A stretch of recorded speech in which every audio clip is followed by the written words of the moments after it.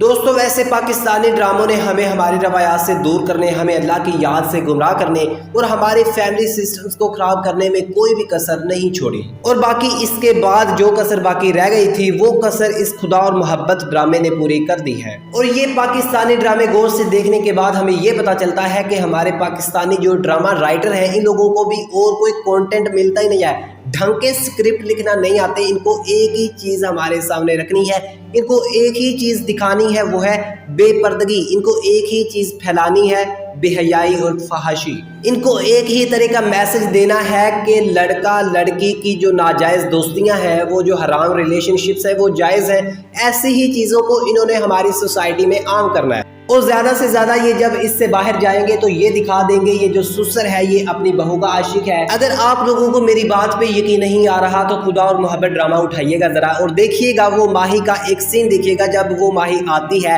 اس فراد نامی ایک لڑکے کے نام، جس کا فیروز خان نام ہے، ایک ایکٹر کا نام جو فیروز خان ہے، اس کے پاس آتی ہے اور دوستی کرتی ہے کسی وجہ سے۔ تو یہ جو لڑکا ہے یہ کسی وجہ سے اس میں انٹرسٹڈ ہو جاتا ہے، سیریس ہو جاتا ہے۔ اب دیکھیے گا ایک بندے کو عاشق بنا کے سامنے رکھا جا رہا ہے اور دوسرے بندے کو ایک دوست بنا کے سامنے رکھا جا رہا ہے، جو کہ دونوں رشتے ایک دوسرے کے لیے حرام ہیں، الاؤ نہیں ہے اسلام میں۔ لیکن کیا ہے کہ ان لوگوں کو تو بس یہی کنٹینٹ آتا ہے بنانا اور ایسے ہی اسکرپٹ بنا کے انہوں نے ہمارا فیملی سسٹم خراب کرنا ہوتا ہے، انہوں نے ہمیں ہماری روایات سے دور کرنا ہوتا ہے، ہمیں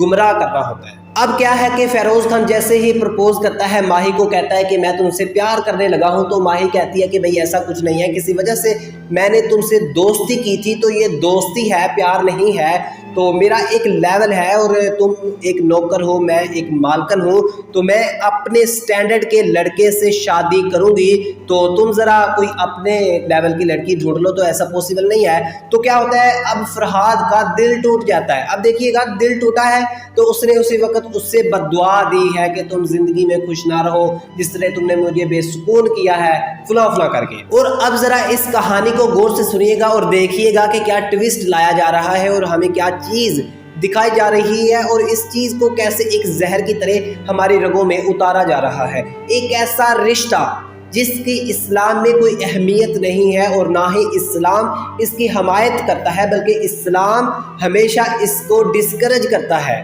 اسی چیز کو ہماری سوسائٹی میں پروموٹ کیا جا رہا ہے۔ لڑکا لڑکی دوستیاں کریں، حرام ریلیشن شپس بنائیں اور اس طرح کے معاملات کے بعد پتہ نہیں کیا سے کیا بربادیاں، یہ تو ہمارا ایک روزمرہ کا موضوع بن گیا ہے اور ہم نے کافی بار اس طرح کے موضوعات پہ بات بھی کی ہے اور اس طرح کے مسائل کو حل کرنے کی حد المقتول کوشش بھی کی ہے۔ لیکن بھائی کیا کریں کہ یہ تو ہمارے پاکستانی ڈراموں کا مین تھیم ہو گیا ہے، اس کے بنا ہمیں کوئی اور تھیم بنانا نہیں آتا۔ ہم صلاح الدین ایوبی کی تعلیمات کو آج اپنے درمیان نہیں لا سکتے، ہم آج عمر بن عبد الخطاب جیسے جو نوجوان ہیں، وہ جو ایک سپہ سالار ہیں، اسلام کے اتنے بڑے حکمران ہیں،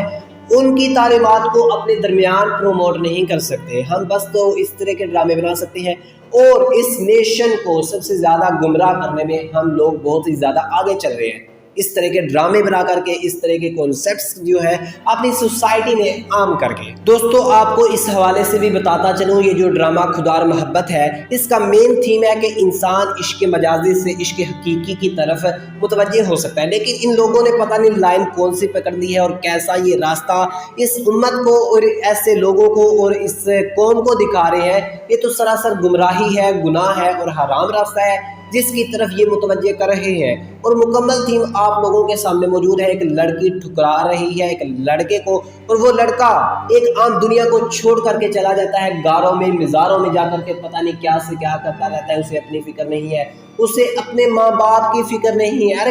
ارے کس مذہب میں لکھا ہے بھائی، مجھے دکھا دو یہ کہ کس اسلام میں یا پھر مذہب میں لکھا ہے کہ ایک لڑکے کو اس کے والدین پڑھاتے لکھاتے ہیں، بڑا کرتے ہیں، پالتے پوستے ہیں، سارا خیال رکھتے ہیں، اور جب وہ جوان ہو وہ عشق مجازی کرے اور خدا کی طرف کیسے وہ چلا جاتا ہے یار، اس کے اوپر یہ ایک اس کے والدین کی کوئی ذمہ داری نہیں ہے، کوئی ذمہ داری نہیں ہے، سوسائٹی کی نہیں ہے۔ مطلب ہو سکتا ہے اس کے والدین کو اس کے سہارے کی ضرورت ہو سکتا ہے اس کی کمائی کی ضرورت ہو، یا اس طرح کی جو